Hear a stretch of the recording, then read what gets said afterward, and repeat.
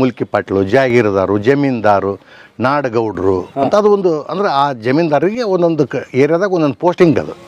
ಏನು ಆ ಪೋಸ್ಟ್ ಅಂದರೆ ಏನು ಮಾಡಬೇಕು, ಏನು ಜವಾಬ್ದಾರಿ ಇರ್ತಿತ್ತು ಆ ಪೋಸ್ಟ್ ಅಂತಂದರೆ ನಮಗೆ ಸುಮಾರು ಒಂದು 8 ರಿಂದ 10 ಹಳ್ಳಿ ಜಾಗೀರದಾರು. ಅಂದರೆ ನಾವಲ್ಲಿದ್ದು ಕಂಪ್ಲೀಟ್ ರೆವಿನ್ಯೂ ಕಲೆಕ್ಟ್ ಮಾಡಿ ಅದನ್ನು ನೈಜಾಮಿಗೆ ನಾವು ಒಪ್ಪಿಸ್ಬೇಕು. ನಮ್ಮ ಅಂಡರ್ನಲ್ಲಿ ಪೊಲೀಸ್ ಪಾಟೀಲರು ಬರ್ತಾರೆ, ಶಾನ್ ಬೋರು ಬರ್ತಾರೆ, ಕುಲಕರ್ಣಿ ಅವರು ಅಂತಾರಲ್ಲ, ಈ ಧಾರವಾಡ ಸೈಡ್ ಕುಲಕರ್ಣಿ ಅವರು ಅಂತಾರೆ, ನಮ್ಮಲ್ಲಿ ಶ್ಯಾಮ್ ಬೋರ್ ಅಂತೀವಿ. ಅಂದರೆ ಅವರು ಲೆಕ್ಕ ಅಕೌಂಟಿಂಗ್, ರೆವಿನ್ಯೂನು ಇಲ್ಲೇ.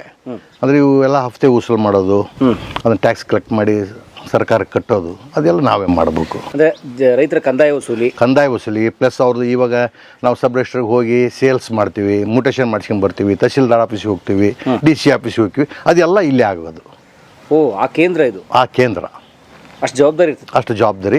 ವರ್ಷಕ್ಕೆ ಒಮ್ಮೆ ಅವ್ರು ಬಂದು 1 ವರ್ಷದ್ದು ನಾವೇನು ಲೆಕ್ಕಪತ್ರ ನೋಡಿ ವರ್ಗಾವಣೆ ಆಗಿರೋದು, ಟ್ರಾನ್ಸ್ಫರ್ಸ್ ಆಗಿರೋದು, ಅವಕ್ಕೆಲ್ಲ ಒಂದು ಫೀಸ್ ಇರ್ತಿತ್ತು. ಅದೇ ಫೀಸ್ ಇವಾಗ ಚೇಂಜಸ್ ಆಗಿದೆ. ಸರ್ಕಾರಕ್ಕೆ ನಾವು ಕರ್ನಾಟಕ ಸ್ಟೇಟಿಗೆ ಕಟ್ತೀವಿ ನಾವು.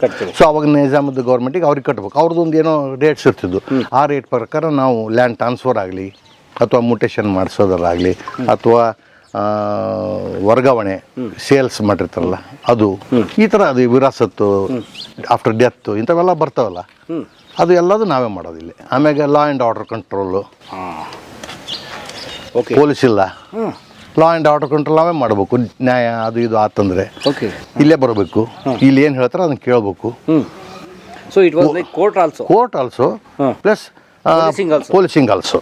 ಅಂದರೆ ಒಂದು ಆರಕ್ಷಕ ಠಾಣೆ, ಒಂದು ಕೋರ್ಟು, ಹೌದು, ಒಂದು ಕಂದಾಯ ಇಲಾಖೆ, ಎಲ್ಲವೂ ನಿಮ್ಮ ಕಂಟ್ರೋಲ್, ಎಲ್ಲ ಇಲ್ಲಿ ಕಂಟ್ರೋಲು. ಅದಕ್ಕಾಗಲೇ ಒಬ್ಬೊಬ್ರು ಸಿಬ್ಬಂದಿ ಪೊಲೀಸ್ ಪಾಟೀಲ್ ಅಂತ, ಪೊಲೀಸ್ ಗೌಡಿಕೆ ಅಂತಾರೆ, ಪೊಲೀಸ್ ಪಾಟೀಲರ್ ಅಂತಾರೆ. ಅವ್ರದ್ದು ಏನಪ್ಪಾ ಅಂದ್ರೆ ಆ ಪೊಲೀಸ್ ಉದ್ಯೋಗ.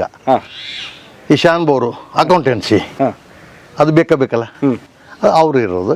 ನಾವು ಗೌಡಿಕೆ ಅಂದ್ರೆ ಎಲ್ಲರ ಮೇಲೆ ಒಂದು DC ಇದ್ದಂಗೆ.